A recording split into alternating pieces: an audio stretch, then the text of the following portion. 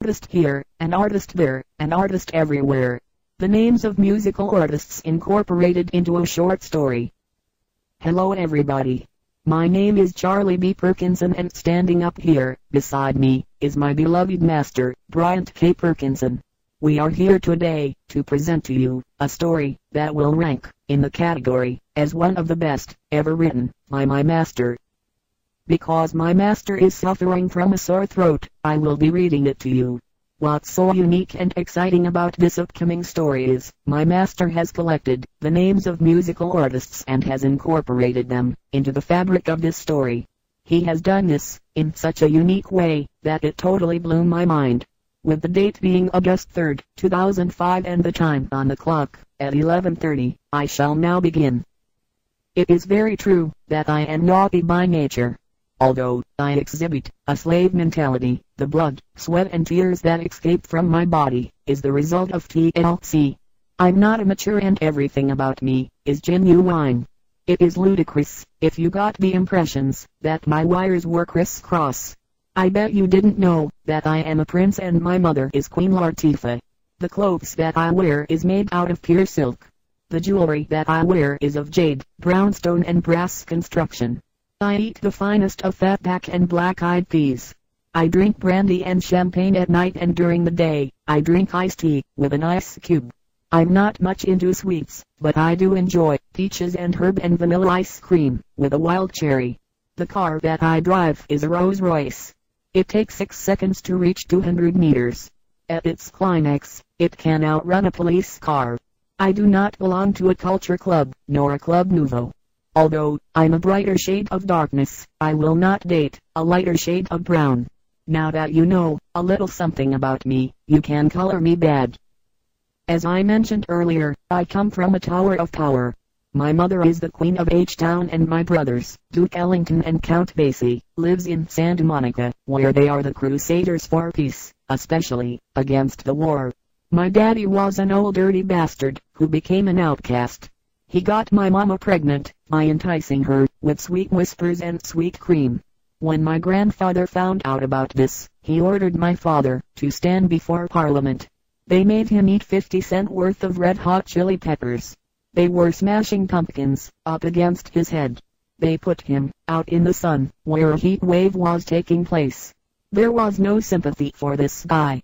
When all was said and done, my father was cut from his roots and sent away to be with the drifters and the tramps. If you don't mind, I would like to switch gears. I would like to take you on a journey down Blackstreet, which is a neighborhood in Chicago. When I was there, a few years ago, visiting with my Dr. Dre, I witnessed some dramatic moments between several street gangs. This guy named Scarface shot these boys named Joe and his brother, Roger, who were performing in a street corner symphony. In retaliation, the Sugar Hill Gang, Kool and the Gang, the Isley Brothers, the Doobie Brothers, the Brother Johnson, the Pointer Sisters and the Oak Ridge Boys shot and killed Scarface. During the funeral of Roger and Joe, the emotions ran high. The mamas and papas of these half-brothers were escorted by an usher down a one-way road, which was not in mint condition. As they viewed the bodies of the boys' 2 men in the mahogany caskets, the sounds of blackness came from the choir, who was dressed mostly in pink. When the choir was done, the preacher, who was too short and who had 3 degrees of the fez on his face, asked the attendants of the funeral to turn their programs to Chapter 8. He then said, "Guns N' Roses are by no means a tag team. By the power of attorney that is invested in me, I am releasing the soul to soul of these juvenile boys to the Lord. You can bet your last dollar, I'll be sure they reach that cabin in the sky. As we lay these boys to rest along the lakeside, I will perform some blue magic that will keep the blackbirds and the beetles away. In the meantime, the carpenters will lower the caskets and seal the lids shut." Excuse me, I would like to confront my master and tell him that Charlie Pride is hurt. After 7 minutes of reading this story, there hasn't been one case where I've made a cameo appearance. You too would be upset if your master hadn't mentioned you in his new edition of storytelling or music recording. Instead of me busting a cap in his ass, I would like to bust rhymes, a line or two, while I'm eating on this M&M. Although reluctant, I will complete reading the originals of this story. Afterwards, I'm gonna do a Manhattan transfer to see the Manhattans and the Ohio Players perform in concert. Back to the story. Even though royalty runs through my bloodstone body, the temptations of having Sam cook me a homemade pizza with 4 tops of the main ingredients is very high. I even feel like having my Jerry Butler raid a bee's honeycomb and bring me a taste of honey on some small silver platters.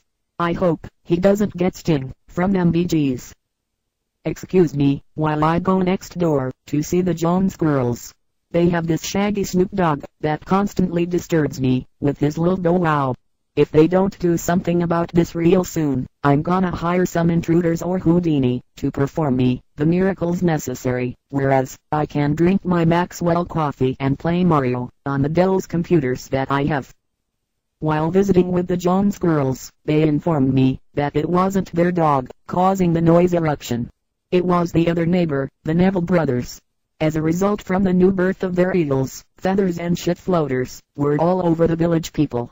Immediately, I called Major Harris of the Atlantic Star newspaper. Within minutes, a 2 live crew was on the scene. Out of nowhere, the instant funk took over. After greeting them with a high five, I went into my house and drifted into a 5th dimension. As the effects of the high was taking place, I thought I saw a birdman looking through my window. Indulging in drugs and alcohol can be powerful persuasions when it comes to hallucinating. Charlie interrupting. While this character in this story is hallucinating, I would like to do something impromptu. I want to change the direction of this story and complete it with my own version. I shall now continue. After stealing the Jets and the Silvers from his mama, the prince became a public enemy. Along with his accomplices, Peter, Paul and Mary and one Redman, from the local Indian tribe, they caught a Greyhound bus from Alabama to Whitney, Houston, Texas.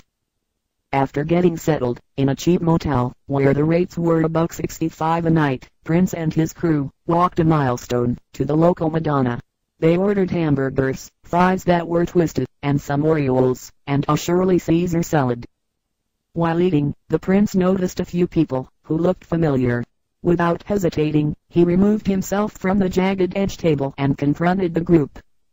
"Excuse me, miss, do you mind introducing yourself and your friends?"